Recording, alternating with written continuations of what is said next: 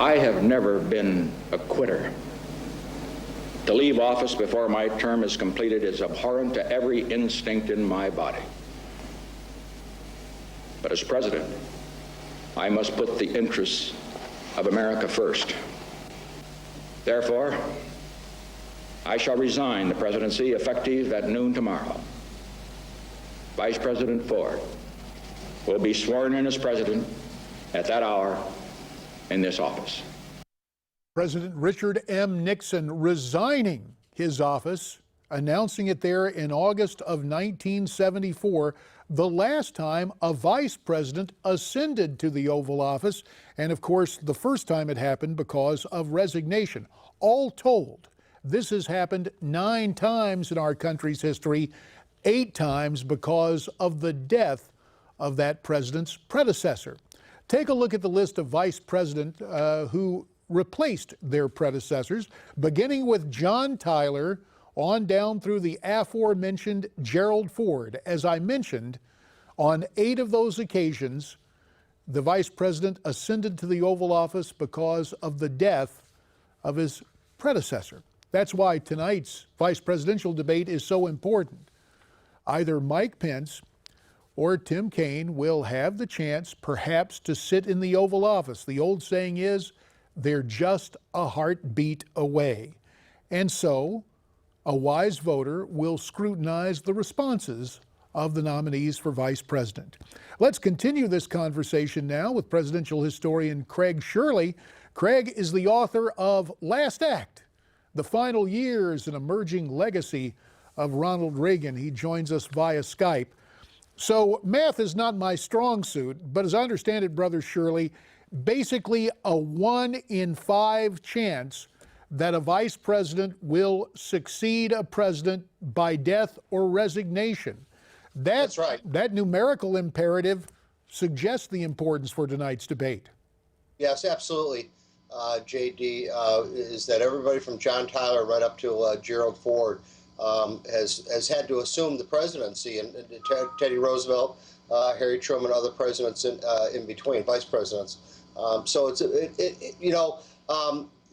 John Adams famously wrote that when he assumed the vice presidency under George Washington, he said of the vice presidency, I am nothing, but in this job I may be everything.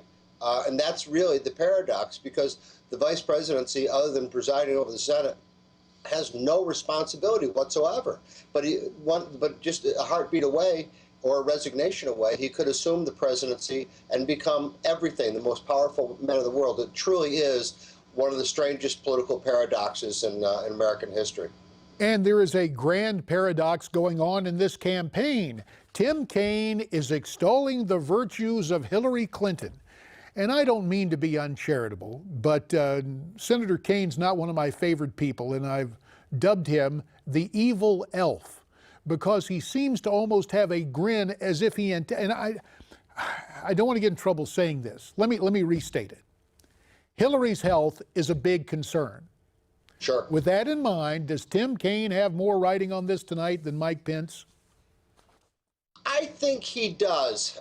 First of all, he's got home court advantage. It's in his home state, Longworth University is in Virginia. The school has handed out 100 extra tickets to the students there, so presumably he's going to have a very friendly audience, and Mike Pence will have a somewhat hostile audience. He's got to, everybody's focused on all the problems that Donald Trump has, but she has a lot of problems too. Is that she's not a well-liked person. And people don't like her liberalism or don't like her policies, just that Trump hasn't made a good, compelling case for himself. So that leaves it to Pence, or to Kaine, to kind of make the argument. The problem is that he's even more liberal than she is.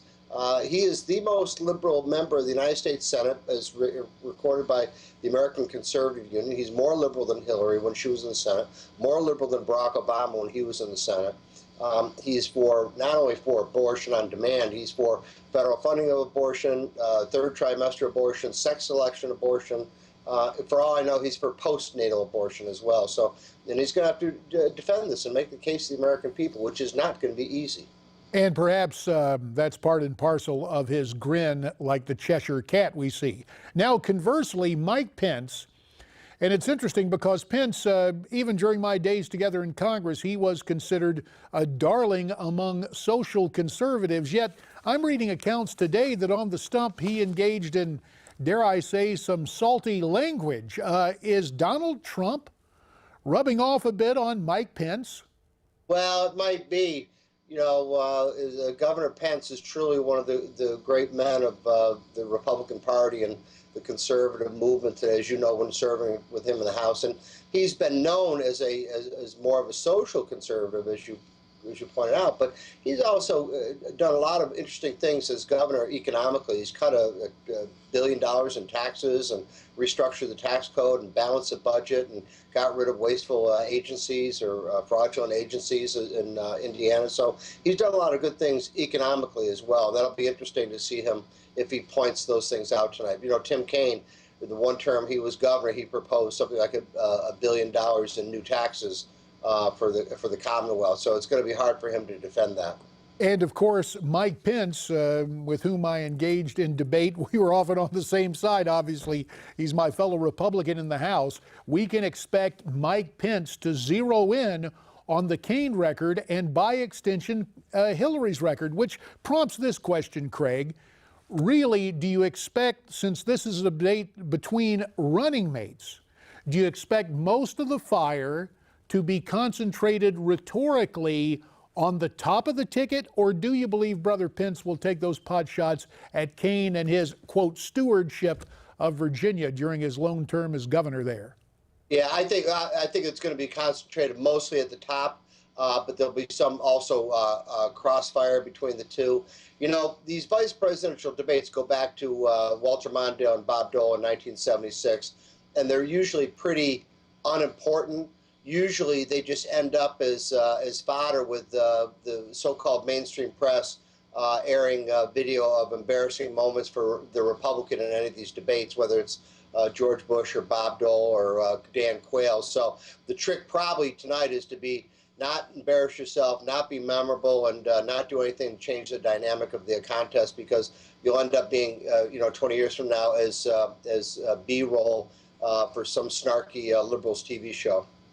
Yeah, watch out for the wrath of the time capsule or the archived videotape on the cable networks, a point worth noting. Just one thing constitutionally in the minute that remains, Craig, when John Tyler ascended to the presidency following the death of William Henry Harrison, there was a serious question, right? Would he be the acting president or, in fact, president? And Tyler established the precedent of becoming president, not acting president. He was the president of the United States. Constitution was somewhat silent on that point. Yes, it was. It was silent on that, of course, and it was also silent on the whole question of who would become vice president, which they had to amend it in the 12th Amendment to correct that. One important historical note, too, J.D., we have to remember, is that Reagan's second term, he actually resigned the presidency for a short period. He was in surgery for his cancer, for his polyps, and he actually turned over the presidency to George W. Bush, H.W. Bush, for a weekend. So in this historical archives that we're working our way through, is that George H.W. Bush was actually president for about 48 hours, or acting president for about 48 hours, according to the way the Constitution was amended. That was the difference, yes. The amendment allowed for the acting president to come in at that point in time, where earlier it had been silent. One of the things we had to clear up in a document of limited and enumerated powers, there are some things that require amendment and further interpretation. As always, Craig Shirley, we appreciate your interpretation, taking the historical view. Craig's book, of course, Last Act, The Final Years and Emerging Legacy of Ronald Reagan. Now a full night of vice presidential debate coverage is ahead, as later this evening we'll be joined by our favorite Newsmax guests and analysts to react to tonight's debate, and we will have all of that coming up for you. Ed Berliner takes over here at the National Anchor Desk in mere moments. I'll see you later. Stay brave, stay free, stay tuned.